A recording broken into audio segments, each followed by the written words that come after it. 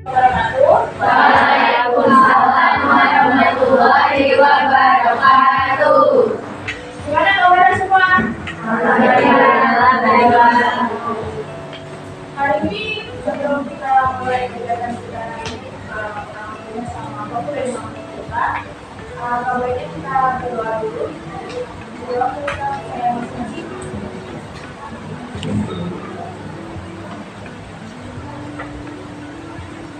Tadi kan sebelumnya sama ibunya itu dari absen ya. Karena saya tadi sudah berbuat sedekah di ujung tahun kira-kira siapa yang hadir sama siapa yang hadir. Jadi ada berapa sih kira-kira yang hadir hari ini? Orang di sini sudah bahasa berapa?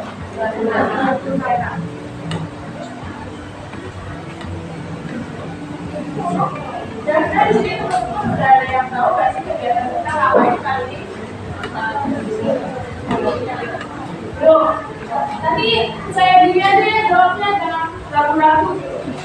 Kita di sini nggak ada yang salah dan nggak ada yang benar-benar jangan ragu-ragu buat siapa. Saya juga nggak bakal ambil lagi. Jadi sebelumnya di sini teman-teman udah ada yang tahu belum kegiatan kita ngapain kali ini? Udah ada tahu belum? Jadi sebelum kita mulai berangkat di sini, saya menjelaskan dulu kegiatan kita kali ini. Kegiatan kita kali ini yaitu kita akan melakukan yang namanya kegiatan bimbingan klasikal. Bimbingan klasikal itu merupakan salah satu layanan yang ada di dalam nada musik. Nah, biasanya bimbingan klasikal itu dilakukan dalam jumlah kelompok besar. Biasanya itu di jumlah satu kelas kayak kita sekarang ini. Tujuannya untuk menambah wawasan baru sama mencegah terjadinya buruk dalam diri teman-teman sendiri. Bisa dimengerti? Bisa. Untuk kegiatannya gampang banget, tapi nggak ada soal-soal yang susah, nggak ada materi-materi yang susah karena materi dalam BK itu yang pasti kita nggak bakal membahas tentang apa sih BK, apa sih pengertian BK, apa sih tujuannya. Enggak, tapi kita bakal membahas tentang perkembangan dalam diri teman-teman. Jadi yang pasti maka harap semoga materinya juga bisa masuk ke teman-teman dan bisa seru ya. Sebelum kita pindah ke PPT kali ini, kita simak video ini. Disimak yang mana ya?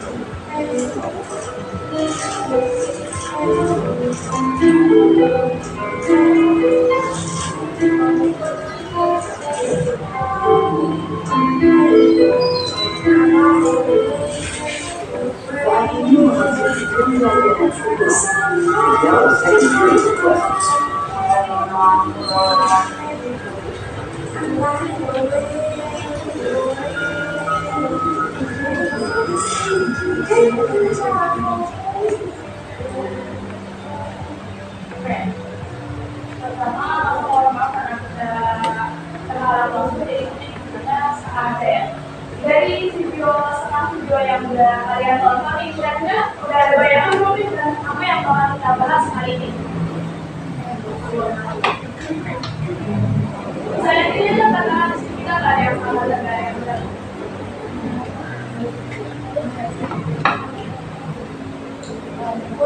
Ada yang ingin memberikan pendapatnya? Kalau nggak ada kita harus langsung. Ya, tentang emosional dalam diri itu siapa namanya? Kirana. Oke, Bu Kirana. Ada lagi yang ingin berpendapat selain Kirana? Mungkin bekerja dalam kelas jadi sampai diri sendiri. Bekerja dalam kelas jadi sampai diri sendiri. Buat siapa namanya? Najwa. Oke, kita lihat kira-kira dari Kirana berpendapat emosional dan nanti berpendapat tidak terlalu memberikan diri sendiri. Jadi sebenarnya kita bakal membahas apa sih di sini? Kita di sini akan membahas dari istilah lunak pasti udah sering kalian dengar dong. Enggak kalian istilah lunak. Kan? Enggak, mungkin nggak sekali dua kali kalian dengar lunak kan? Pasti kalian sering menggunakan istilah itu kan ya. Kalau udah kalian menggunakan itu berulang banget nih, ya kan? Oke, tadi bilang masalah emosional. Oke, lunak itu juga bisa termasuk masalah emosional. Cuma nanti kita lihat kira-kira maksudnya ke tentang apa gitu. Sedangkan tadi Najwa bilang tidak terlalu memikirkan diri sendiri. Ya, tidak bisa masuk dalam tidak terlalu bisa memikirkan diri sendiri. So, apa sih itu dari video yang teman-teman udah nonton tadi? Ada nggak sih yang teman-teman memahami apa sih itu burnout? Kita kenapa udah sering dengar nih istilahnya. Nah, kalau pengertiannya atau arti dari burnout sendiri, teman-teman tahu nggak? Apa ya, ini menurut aku aja yang itu burnout tuh kayak aku sering aja kayak gimana kita ngerasa capek, ngerasa lelah, ngerasa kayak butuh perlu istirahat di setiap aktivitas kita, meskipun kita lagi tidur tapi kayak kita merasa apa ya, masih belum istirahat padahal udah tidur gitu, kayak masih capek gitu, masih bagus Terus berdarah siapa tadi namanya? Intan. Bagus, jadi burnoutnya memberat. Ada lagi sebelumnya yang mau berpendapat selain tentang burnout? Jangan burnout itu berpendapat sebelum kita kalian benar sih apa yang dibilang tadi? Nggak ada? Oke, jadi tadi kita bilang saat kita merasa capek belum kita istirahat atau kita pikirnya kalau perlu istirahat belum itu masih merasa capek. Di sini teman-teman bisa baca sendiri. Burnout itu adalah stres sampai pengajaran yang dapat menyebabkan beberapa fisik, mental, dan emosional. Burnout adalah gangguan kejiwaan yang membuat seseorang tidak semangat dan percaya bahwa hidupnya tidak ada bukti. Tadi kan kita capture tentang stres ya, stres yang berlebih. Dari pengertian ini kira-kira menurut teman-teman tuh burnout itu sama gak sih sama stres? Sama. Dari sini bilang sama. Yang di sini yang bapak dapat suaranya. Burnout itu kira-kira sama gak sih sama stres?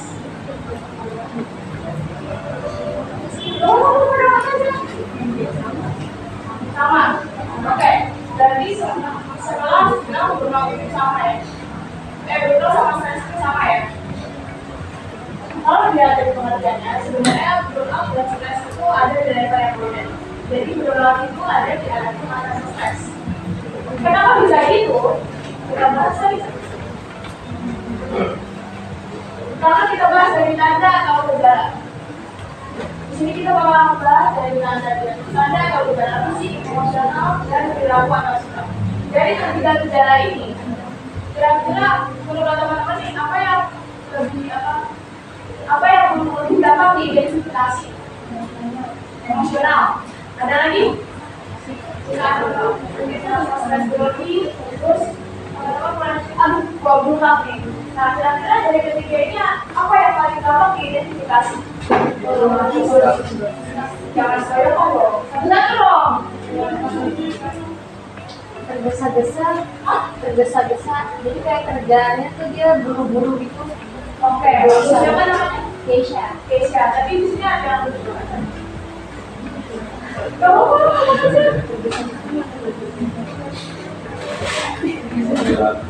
Perilaku. Siapa namanya? Abid. Woi, itu cowok baru buat, kenapa baru dengar suara aku? Oke, kita lihat ya. Tadi kan ada yang bilang emosional, bisa yang gampang diidentifikasi, dan satu bilang fisik yang gampang diidentifikasi. Kita lihat dari sini. Kita bahas yang pertama dari fisik. Nah, dari fisik itu ada 5. Yang pertama kita lihat yang pertama, gejala tidur, ada gejala baru di sekitar, ada gejala sulit konsentrasi, tanpa sistem pertama, dan yang kedua gejalanya langsung makan atau kemudian. Nah, menurut teman-teman, dari visi ini kita dapat nggak identifikasi kita dapat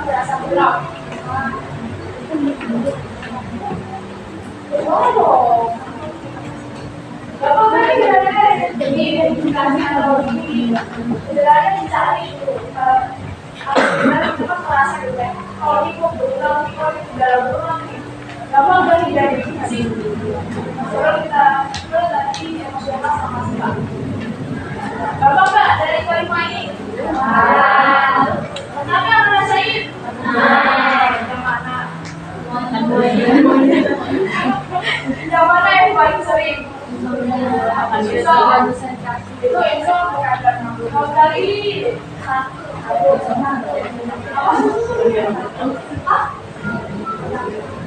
kamu tahu?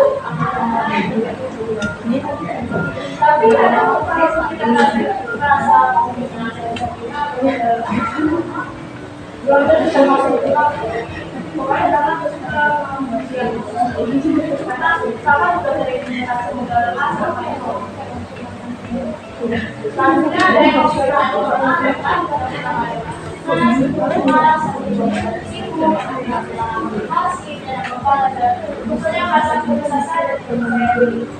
Oke, dari itu sebenarnya yang berpendapat emosional yang namanya identifikasi. Menurut teman-teman, dari keempat ini, gampang nggak identifikasi?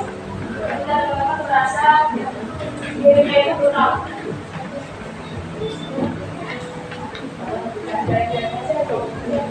Enggak. Kenapa sulit? Ya. Dari keempat ini pernah nggak sih mengalami? Nah, yang mana atau yang sulit itu yang mana sih kira-kira untuk keluar teman-teman? Tiga nomor satu dua. Dua. Ada nomor dua.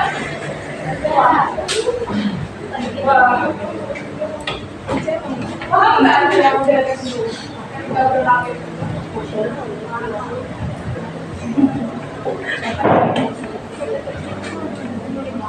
Oh kita bahas atau kita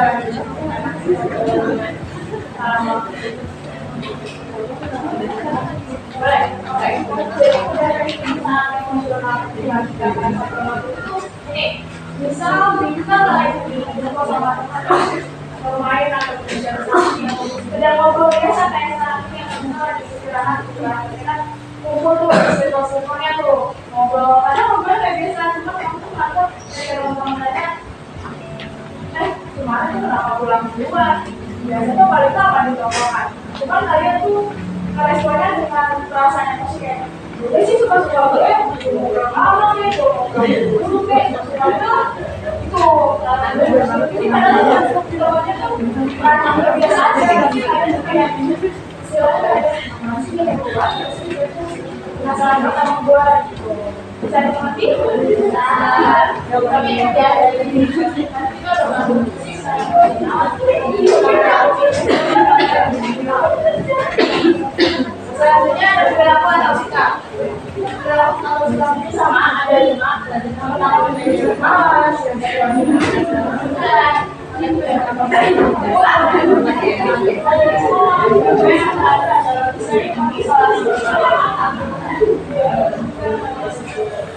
Pertama tahu pasti kalian sering banget merasa ini kan?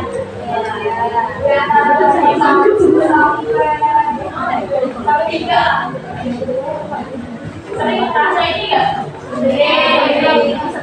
Nomor 1 pasti sering banget. Ya. Nah, tidak apa-apa. Itu hal yang wajar sih sebenarnya tidak ada ya. Dan sebenarnya kamu juga cuma kalau kebanyakan orang kalau kita juga dukung ya.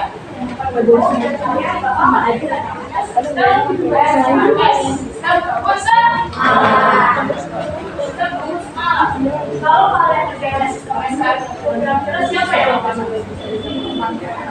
jadi sendiri?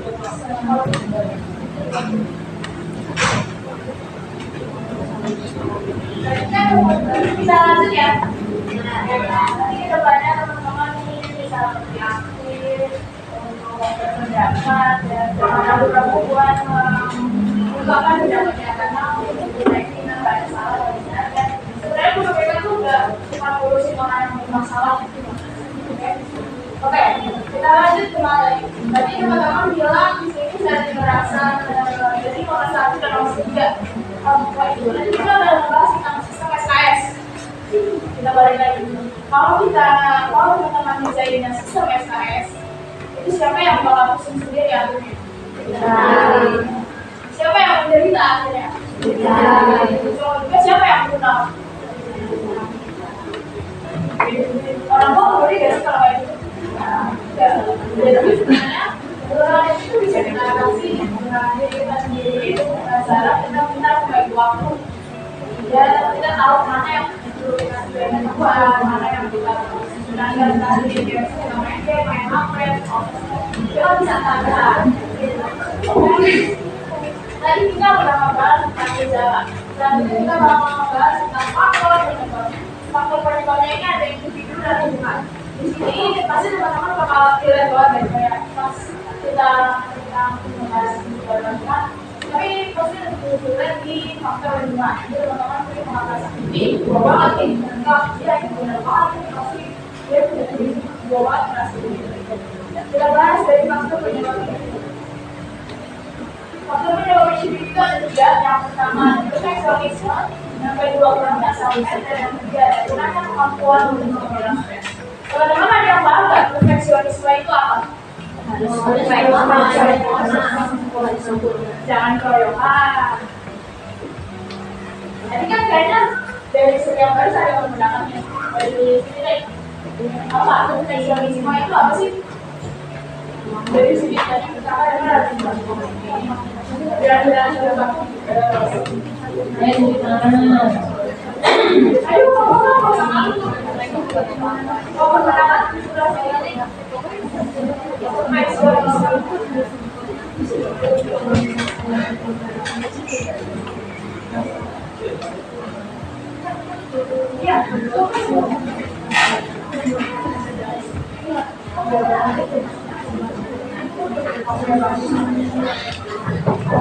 bagus kan? Di sini ada yang berpendapat nggak kayak perfeksionisme itu apa sih sebenarnya? Harus teliti dan harus teliti dan harus oke, tadi ya perfeksionisme itu harus perfect. Dan tadi di situ tidak itu yang perfeksionisme itu harus. Sebenarnya kalau kita ngerjain semua teliti itu bagus ya sih? Bagus. Tapi kalau melewati perfect bagus kan? Bakal bikin teman-teman apa ya? Bakal merasa sampai sendiri nggak? Jadi orang perfeksionisme itu tuh udah punya tujuan sendiri. Sebenarnya punya tujuan bagus, tapi orang perfeksionisme itu biasanya bukan dia udah menetapkan tujuan A, tapi nggak dapet C, jadi dia bakal konsisten sendiri. Dan itu bakal merasa kurang. Padahal A ke C itu nggak jauh dari Indonesia. Dan belum tentu C itu hasilnya buruk gitu. Tapi di saat orang perfeksionisme udah menentukan tujuan ya, itu dia bakal kecewa sama sekali. Apalagi kalau dalam tugas kelompok. Di sini sering kayak tugas kelompok kan? Jadi maksudnya teman-temannya ada yang sama orang perfeksionisme. Jadi kalau dalam tugas kelompok itu orang perfeksionisme itu biasanya dia udah menentukan tujuan nih. Nah, namanya tugas kelompok, kita kan harus berdiskusi ya. Kita berdiskusi, kita bagi-bagi tugas. Tapi di saat semuanya udah selesai, si individu perfeksionisme ini merasa kayak enggak, ini nggak boleh banget gitu. Akhirnya dia bikin sendiri, dia otak lagi sendiri, atau mungkin dia aturan lagi sendiri gitu. Ya, semua perfeksionisme ini merasa kalau dia kerjain tugasnya itu sendiri. Ada nggak yang begini? Ada nggak yang begitu di sini? Ada. Siapa tuh? Jadi hasil sendiri. Yang kedua ada kurangnya self-care. Kalau tadi perfeksionisme teman-teman paham. Nah, untuk self-care ini ada apa dia? Apa sih yang disebutkan self-care?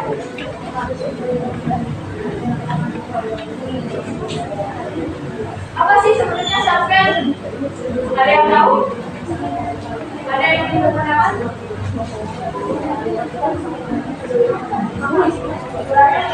Terhadap diri sendiri. Bagus. Jadi self-care itu terhadap diri sendiri. Apa ada kondisi sebelum kawin itu mengenal diri sendiri itu maksudnya ketika teman-teman nggak bisa membagi waktu antara harus ngerjain tugas, antara main sama antara ngerjain tugas, main sama sosmed dan yang lainnya. Dan yang ketiga itu ada kurangnya kemampuan untuk mengelola stres tadi sampai tadi. Ya, ada faktor berdua. Ini pasti teman-teman tidak mas. Yang pertama ada tugas yang berlebih, yang kedua ada kondisi dan tiga tekanan sosial dengan orang tua, yang keempat berbagai perubahan, yang terakhir kurang sakit dan kekayaan. Jadi selama ini dan kalau ada teman-teman atau yang merasain satu,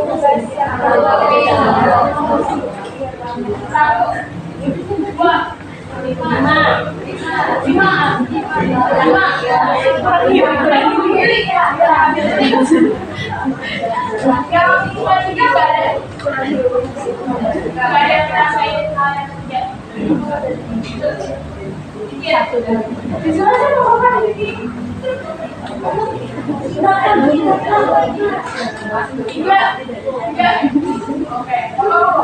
Tapi mungkin ada yang merasa lemah ya?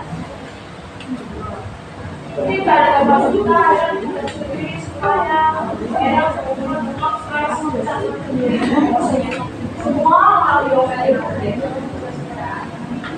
ada yang ngerasain kan?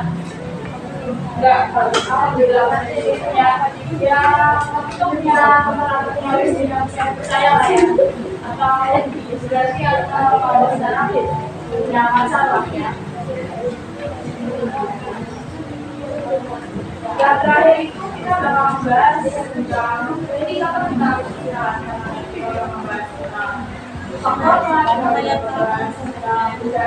tapi sebelum kita masuk di sini kita main game dulu ya.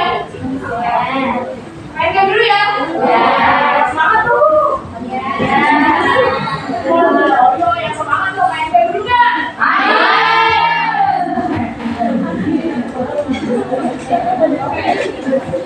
Udah main dulu teman-teman bisa berdiri dulu semuanya.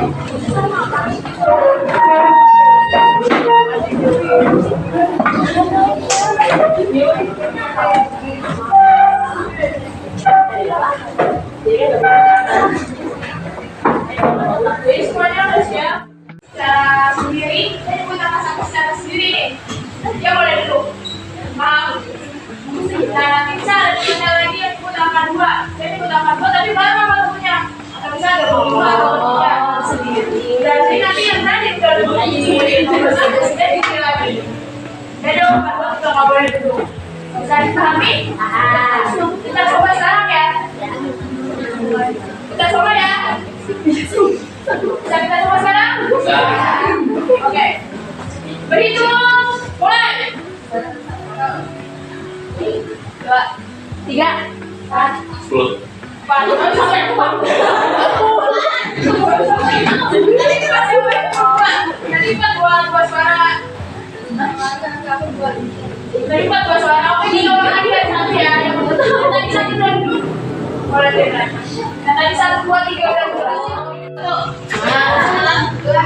1, 2. Oke, lagi ya. Berhitung. Mulai. 1, 2, 3, 4, mulai. 1, 2, 3, 4, 5, 6, 7, 8.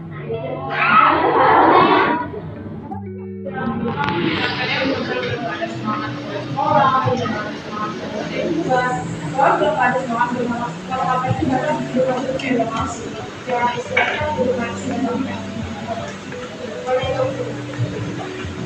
Sampai mau ya itu kita tidak mau. Ada yang mau mati, ada yang mau ditanyakan. Oke. Aku mau nanya, apa silakan yang kayak apa yang kita lakukan untuk istirahat? Pertanyaan yang bagus ya.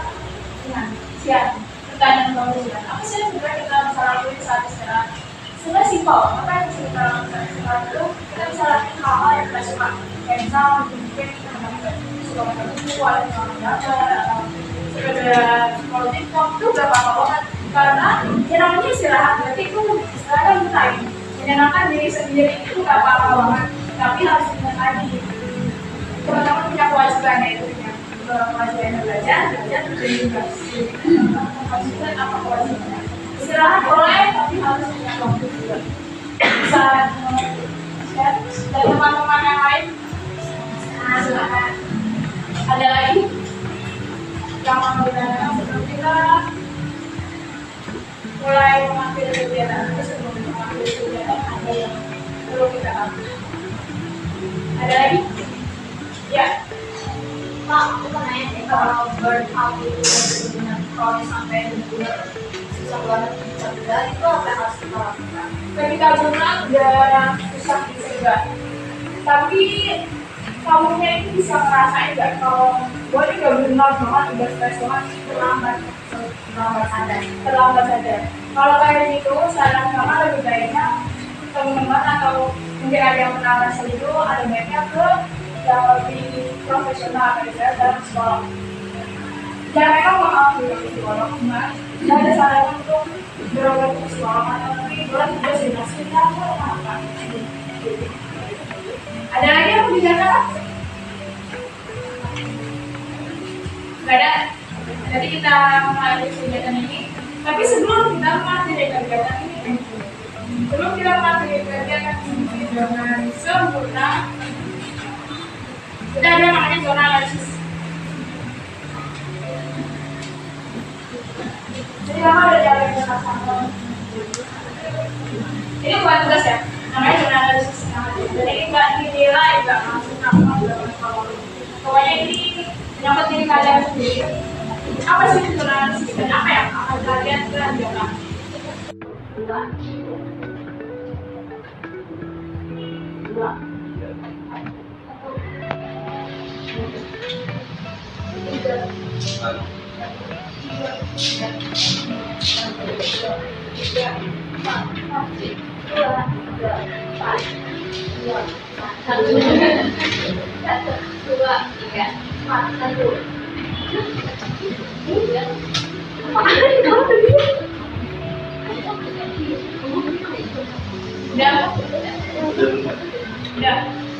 Jadi yang itu sekarang mulai kumpul sama kamu-kamu satu sama lain sama di dua bagian.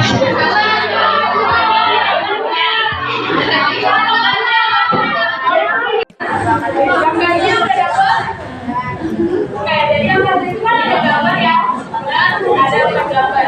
Nah, jadi yang tadi itu banyak tandai apa yang bikin orang itu di gambar itu merasa stres, kelihatannya kayak stres gitu. Ditandain aja. Nanti tulis di sampingnya nanti setelah ditandain ditulis kira-kira apa sih yang bikin dia. Makanya ada pakar lingkungan dan pakar gitu ya. Nah, kita lihat identifikasi kira-kira karena apa dan bagian apa. Bisa dipahami untuk bagian kecil. Oke. Sekarang kalau kenal paham nggak? Yang mau kenal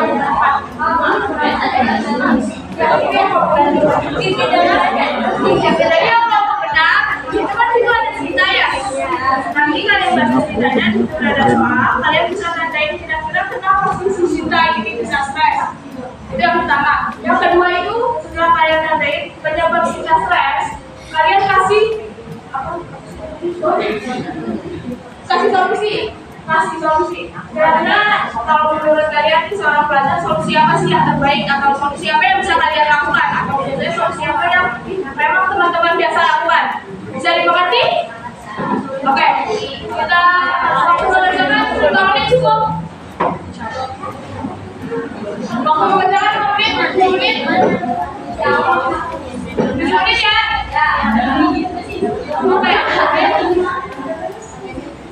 Oke. Nanti kalau udah, kalian presentasi di depan kelompok lain.